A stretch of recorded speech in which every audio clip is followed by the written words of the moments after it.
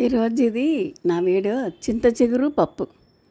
చింత చిగురు ఈ టైంలో బాగా వస్తుంది కదా, ఆ వచ్చినప్పుడు చక్కగా స్టోర్ చేసుకోవచ్చు కూడా. ఇది నీడలో ఆరబెట్టుకొని జిప్లాక్లు వేసుకొని ఫ్రిడ్జ్లో పెట్టుకుంటే సంవత్సరమైనా నిల్వ ఉంటుంది. చక్కగా అట్లా చింత చిగురు స్టోర్ చేసుకోండి. దీంట్లో నేచురల్ విటమిన్ సి ఉంది. చక్కగా విటమిన్ సి టాబ్లెట్లు వేసుకోవసరం లేదు. ఈ పప్పు వండుకుంటే ఇది కొంచెం స్టోర్ చేసి పెట్టుకుంటే సంవత్సరం అంతా వాడుకోవచ్చు అనమాట. పప్పు 2 గంటల ముందు అట్లాగా కడిగి పెట్టుకున్నాను నేను. చింత చిగురు మీకు ఏరటం కూడా చూపిస్తుంది, ఎందుకంటే అట్లాగా పప్పులు వేయకూడదు. పుల్లలు ఉంటాయన్నమాట, అవి ఏరుకోవాలి. బాగా పుల్లలు ఏరుకోకపోతే పంట కింద పడతాయి కదా, కొంచెం ఆకువాడు ఇచ్చేస్తాడు. మనం చక్కగా నీట్గా వాటిని ఏరుకోవాలన్నమాట. అది అట్లా పెద్ద పుల్లలు చేత్తో ఏరుకోవచ్చు, చిన్నవి ఉంటాయి అవి మనకు రావు. అందుకని 2 చేతులు పెట్టి మధ్యలో ఆకు పెట్టి నలుపుకుంటే అప్పుడు మనకి ఆ పుల్లలు అనేవి బయటకు వచ్చేస్తాయి అన్నమాట. అప్పుడు ఏరేయచ్చు. అట్లా ఆకంతా అట్లా నలుపుకొని పుల్లలు ఏరేసుకుంటే అప్పుడు ఆకు పప్పులు వేయటానికి బాగుంటుంది అన్నమాట. లేదా మిక్సీ వేసుకోవచ్చు. పెద్ద పుల్లలు ఏరేసుకున్నాక వేసుకోవాలి. లేదా అన్నీ మిక్సీ అయిపోయింది అనుకో, అంత బాగోదు పప్పు. ఇట్లా చేసుకుని ఏరుకుంటే పప్పు చాలా బాగుంటుంది అన్నమాట. నేనైతే ఇట్లా చేస్తాను.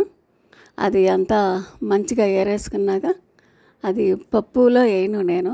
ఏదైనా పుల్లగా ఉన్నదైతే నేను పప్పులో వేయను. పప్పులో వేస్తే పప్పు ఉడకదన్నమాట. అందుకని పప్పు మీద ఒక ప్లేట్ పెట్టి ఆ ప్లేట్ మీద ఆకు పెట్టుకుంటా అన్నమాట. కుక్కర్లో పెట్టుకుంటా. అట్లా చేస్తే మంచిగా ఉడుకుతుంది అన్నమాట. పప్పు ఉడుకుతుంది, ఆకు ఉడుకుతుంది. అదిగో చూసారా, నేను ఏరాను ఎంత పుల్లలు వచ్చినాయో. అదంతా వేస్ట్ అనమాట, పడేయాలి ఆ పుల్లలు. లేకపోతే ఏరకుండా పప్పులు వేస్తే పప్పు ఉడకదు, పళ్ళు పంట కింద అది పడి బాగోదు, తుక్కులు తుక్కులాగా ఉంటుంది అన్నమాట.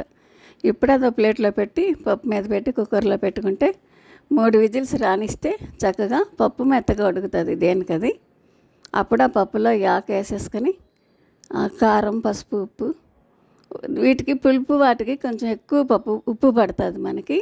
మామూలు వాటిలో కొంచెం తక్కువ పెట్టినా దీంట్లో పెద్ద స్పూన్తో 1 స్పూన్ ఉప్పు, చిన్న స్పూన్తో అయితే పసుపు, పెద్ద స్పూన్తోనే మళ్ళీ కారము 1 స్పూన్ వేసాను.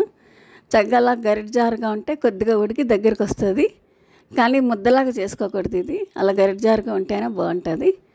ఉడికాక చక్కగా తాలింపు వేసుకోవాలన్నమాట. ఇది దీంట్లో విటమిన్ సి ఉంది, హెల్త్ పరంగా కూడా చాలా మంచిదన్నమాట. ఇది ఆకు దొరికినంతకాలం పప్పులోనో లేకపోతే ఉల్లిపాయ వేసి ఎండ్రాయిలు వేసి కూర కూడా వండుకోవచ్చు, చాలా బాగుంటుంది.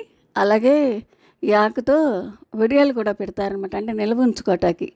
ఉప్పు కలిపి నీడని ఆరబెట్టుకుంటే ముద్దలా చేసి చక్కగా నిల్వ ఉంటుంది.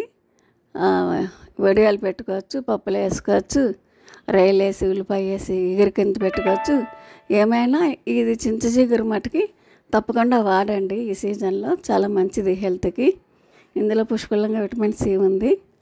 తాలింపు మామూలుగానే జీలకర్ర, ఆవాలు, ఎండుమిరపకాయ, కరివేపాకు వేసి తిరగమూత పెట్టుకుంటే నేను ఎప్పుడు తాలింపు దాంట్లోకే పప్పు వేస్తాను అన్నమాట, టేస్ట్ బాగుంటుందని. చింత చిగురు పప్పు రెడీ అన్నమాట. చాలా టేస్ట్ ఉంది, చాలా బాగుంది. లాస్ట్ వీడియోలో నా వంటలు బాగున్నాయని మెచ్చుకున్న వాళ్ళందరికీ థ్యాంక్స్ చెప్తున్నాను అన్నమాట.